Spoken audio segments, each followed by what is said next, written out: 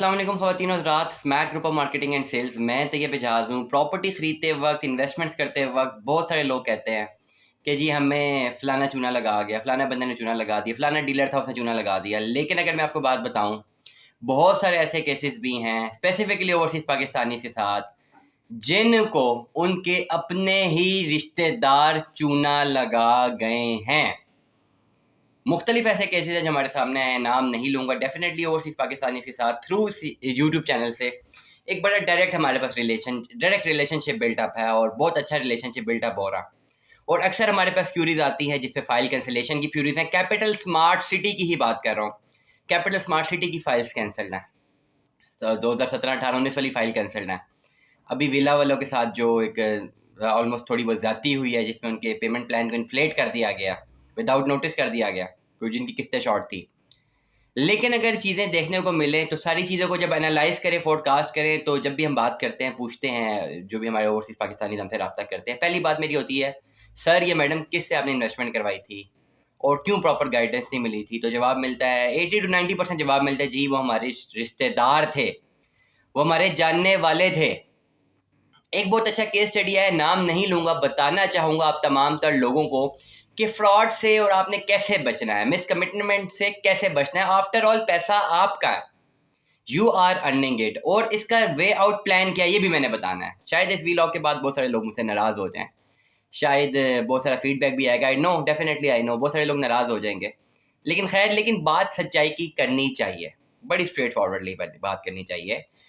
सबसे बड़ी बात मैं आपको एक बताऊं, ओवरसीज़ पाकिस्तानी को सबसे बड़ी बात, अगर आप अपनी प्रॉपर्टी में इन्वेस्टमेंट करवाते हैं, किसी रिश्तेदार के थ्रू करवाते हैं ना, और आप ये समझते हैं कि जी ठीक है, मैंने उसके थ्रू इन्वेस्टमेंट करवा दी, रिश्तेदार ही अपना, और इसको कमीशन क्या देनी है, इसे खाली जाके फाइल ली तो है, इसका क्या गुजरा, खाली फ़ोन ही तो की है, खाली ख़रीदा ही है, तो खाली डील ही तो बनाई है, तो इसको क्यों कमीशन देनी है? जब आप इस एस्पेक्ट में सोचते हैं और आप सोचते हैं कि जी मैंने कमीशन क्यों देनी है, मतलब ये तो मेरा रिश्तेदार है, कज़न है, जो भी है, व्हाट्सएवर द थिंग इज़, जब आप ये सोचते हैं तो टेक्निकली आप ज़्यादती कर रहे हो उस बंदे के साथ, क्योंकि वो जो भी है, चाहे आपका रिश्तेदार है, भाई है, एनीबडी, वो अपनी सर्विसेज दे रहा है ना, आपको सर्विस प्रोवाइड कर रहा है। तो जब वो सर्विस प्रोवाइड कर रहा है तो कमीशन या उसका सर्विस चार्जेस उसका हक है, चाहे सगा भाई भी है दें, डेफिनेटली उसके भी अपनी ज़रूरियात है ना, वो भी अपनी चीज़ें छोड़ कर गया, 1 2 3 3 दिन आपके लिए लगाएगा। Time is money, for him time is money, जैसा कि आपके लिए टाइम मनी। तो यहाँ पे अगर आप गलती करते हैं तो ये आपकी तरफ से जाती है। बेशक सगा भाई भी उसे कमीशन दे दे कि यार ठीक है, तुमने काम किया जैसे थे, क्योंकि मैं जो चीज़ ले रहा हूँ उससे मुझे प्रॉफिट ही होना है, बेनिफिट के लिए ले रहा हूँ ना, तो आपको भी बेनिफिट हो, ये ले, आप अपने सर्विस चार्जेस लें, आपकी भी अपनी ज़रूरियात है, आप ये लें, तो यहाँ पे तो आपके साथ फ्रॉड के चांसेस कम है। अब केस स्टडी बताना चाहूँगा। एक हमारे साहब है, बड़े अच्छे हमारे सब्सक्राइबर हैं, जिन्होंने 17-18 में कोई फाइल कैपिटल स्मार्ट सिटी में बुक कराई हुई थी और अपने रिश्तेदार के थ्रू बुक करवा दी। रिश्तेदार साहब ने बुक कर दी फाइल, उन्होंने पैसे भी भेज दिए रिश्तेदार साहब को।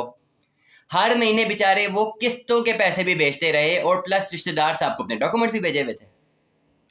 जब अचानक आज से 7-8 महीने पहले कैपिटल स्मार्ट सिटी ने अचानक जो है फाइल्स कैंसिल कर दी बगैर बताए, उनको नोटिस चला गया फाइल कैंसिल हो गई है। उन्होंने कहा भाई मैं तो पैसे दे रहा हूँ। उन्होंने रिश्तेदार साहब को फ़ोन किया, भाईजान मैंने आपको पैसे दिए हुए हैं। रिश्तेदार साहब ने कहा जी जो आप पैसे दे रहे थे ना मुझे, मैं उन पैसों की और फाइलें बुक करवाता रहा हूँ। किसके नाम पे बुक करवाई है भाई? जी वो आपकी बेगम के नाम पे बुक करवाता रहा हूँ। अब क्या सिचुएशन है जी? अल्हम्दुलिल्लाह वो सारी फाइलें कैंसिल हो गई। This is the miss commitment, जब रिश्तेदार आपको धोखा दे देते हैं, रिश्तेदार ही चूना लगा जाते हैं। इसीलिए अगर आपने अपने किसी रिश्तेदार से काम करवाना है तो उसको कमीशन दे दें। अगर तो आपने ऐसा नहीं करना, there are no free lunches. Overseas Pakistani तो जानते हैं, there are no free lunches, you know this terminology. चले पाकिस्तान में तो किसी को पता नहीं, आपको तो पता है, there are no free lunches, कोई फ्री लंच नहीं है। You are taking service of anybody, you have to pay him, and if you do not pay him आपको चूना लग सकता। अल्टरनेट आपने ऐसा करना है कि अगर आपको इस तरह का बिहेवियर समझ नहीं आता, you hire anybody, you select your adviser. और एडवाइज़र के लिए एक पढ़ा लिखा, उसका एक फर्म, एक नीश होना बहुत ज़रूरी है। किसी भी एडवाइज़र को आप लॉक करते हैं, कोई भी एडवाइज़र आप लॉक करते हैं अपने लिए रियल एस्टेट फर्म में, आपका उसका एक बैकग्राउंड चेक करना, उसको एनालाइज करना बहुत ज़रूरी है। और मैंने एक चीज़ देखी है, बड़ी अच्छी चीज़ है, आपको बताता हूँ। मेरे यूट्यूब चैनल से अक्सर लोग मुझे कॉल करते हैं, इन्फॉर्मेशन लेते हैं, वो चीज़ बाय करना चाह रहे होते हैं, इन्फॉर्मेशन ले रहे होते हैं मुझसे, मैं इन्फॉर्मेशन दे देता हूँ।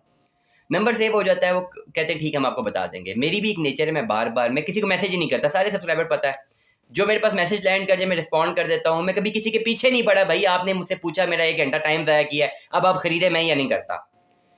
होता ही है। ओवरसीज पाकिस्तानी से मैंने एक टिप सीखी है जो मुझे बड़ी पसंद आई है और मैं आपको आप सबको कम्युनिकेट करना चाह रहा हूँ। वो करते कुछ यूँ है कि वो सारी की सारी जो है इन्फॉर्मेशन ले लेते हैं, कहते हैं ठीक है, वो कहते हैं हम आपको बताएंगे, वो आपके साथ व्हाट्सएप पे कनेक्ट हो जाते हैं।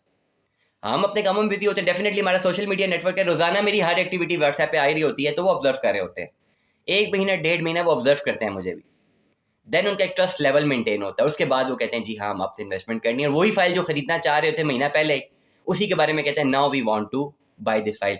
ये भी एक तरीका है कि आपने अपना रियल एस्टेट एडवाइजर कैसे जो है चुनना, ये बहुत ज़रूरी है तमाम ओवरसीज पाकिस्तानीज़ के लिए। And once you accept your real estate adviser, आप कहते हैं भाई ये लो पैसे, ये तुम्हारे पैसे हैं, आप टाइम दे रहे हो, दिस इज़ योर, ये आपका हक है, या पैसे लो, मुझे मेरा काम मेरी मर्जी के मुताबिक चाहिए, I am paying for you, you have to give result according to my own niche, my own, जितनी भी मेरी जो कंफर्ट लेवल है, जो भी मेरी रिक्वायरमेंट्स है, उनमें मुझे रिजल्ट दो। यही तरीका है when you hire a adviser. And when you hire adviser, तो आपको अपनी प्रॉपर्टी मैनेज करने की फिर ज़रूरत नहीं है, उस पर्टिकुलर एडवाइज़र की ये है जिम्मेदारी कि वो आपकी प्रॉपर्टी, आपकी फाइल्स को मैनेज करे। आप सिर्फ एक फाइल लेके साइड में मत हो जाए, आपके यार गो फॉर इट, इसको मैनेज करते रहो, take few dollar from me per month, लो यार, बट मुझे बड़े नुकसान से बचाओ, और अगर कोई नुकसान होता है उसके जिम्मेदार तुम हो। This is the safest way how you can save your investment from any, किसी भी नुकसान से आप बच सकते हैं। This is the way. Until and unless जब भी आप जुगाड़ में जाते हैं या पैसा बचाने में जाते हैं, आपको लाखों का नुकसान हो जाता है। इसलिए अगर आपने अपने आप को बचाना है, यू जस्ट पे फॉर इट। मैंने भी ज़िंदगी में सीखा, पहले भी अपने ताल्लुकात इस्तेमाल करता था, बहुत सारे काम हो जाते थे, then I got to know that there are no free lunches. एक बंदा वैसे ही 2-3 दिन मेरे साथ घूम रहा है और वो कह रहा है ठीक है मैं आपसे कमीशन भी नहीं ले रहा, ये भी नहीं ले रहा, डजंट मेक एनी सेंस। अगर वो ऐसा कर भी रहा है तो फिर मैं गलत कर रहा हूँ ना उसके साथ, क्योंकि मैं जो प्रॉपर्टी खरीद रहा हूँ, मैंने आने वाले टाइम पे उसको बेचना है और मैं प्रॉफिट में बेचूंगा, तो क्या उस प्रॉफिट में उसको पैसे दूंगा? कभी भी नहीं दूंगा। मैं कहूँगा मैंने पैसे दिए हुए थे, तो उसके टाइम की भी वैल्यू करना मेरा प्राइमरीली एक फ़र्ज होना चाहिए और मुझे वो करना चाहिए। तमाम ओवरसीज पाकिस्तानीज, आप बहुत अच्छी इन्वेस्टमेंट्स पाकिस्तान में कर सकते हैं, और यकीन मानिए जो डॉलर्स आपके पास वहाँ पे शायद वो वैल्यू नहीं रखते, यहाँ पे बहुत वैल्यू रखते हैं। और बहुत सारी ऐसी चीज़ें हैं जहाँ आप हम इन्वेस्टमेंट करें तो लॉन्गर रन में आपको बहुत फ़वायद हैं। लेकिन ये सारी बातें आपको बताएगा कौन? एक ऐसा रियल एस्टेट एडवाइज़र जिसको सारी इन्फॉर्मेशन पता है और वो रेडीली डिलीवर करता है, और उसका काम ही यही है। You have to lock your investment consultant, चाहे कोई भी हो, ABCDEFGHI, डजेंट मैटर, बट कुछ बेंचमार्क्स हैं। बहुत पढ़े लिखे लोग इस वक्त प्रॉपर्टी कंसल्टेंसी में, और ये बहुत अच्छी बात है। मैं जितने लोगों से कम्युनिकेट करता हूँ, अल्हम्दुलिल्लाह मैंने एमफिल किया हुआ, मेरा गोल्ड मेडल है, मास्टर्स में मैंने की भी, 3rd पोजीशन है मेरा मास्टर्स में, NED से मैं ग्रेजुएट हूँ। NED कराची को अभी सर्च करें, मैं वहाँ से ग्रेजुएट हूँ। इस्लामाबाद रिफा इंटरनेशनल यूनिवर्सिटी से मैंने प्रेसिडेंट्स गोल्ड मेडल जीता अभी एमफिल में। 1.5 साल में मेरी डिग्री खत्म है एमफिल में, 4 साल में लोगों की नहीं होती, 1.5 साल में मेरी डिग्री खत्म है। इस तरह के बहुत सारे लोग जो पढ़े लिखे लोग हैं इस वक्त मार्केट में हैं, इन्वेस्टमेंट कंसल्टेंसी कर रहे हैं, और मैं उनके लिए वर्ड डीलर इस्तेमाल नहीं करूंगा, दे आर इन्वेस्टमेंट कंसल्टेंट। और आने वाले टाइम में आपको पता लगेगा कि उनकी जानिब से की जाने वाली इन्वेस्टमेंट कंसल्टेंसी कितनी वैल्यूएबल थी as compared to a regular dealer in the market. Stay tuned with us. अल्लाह हाफिज।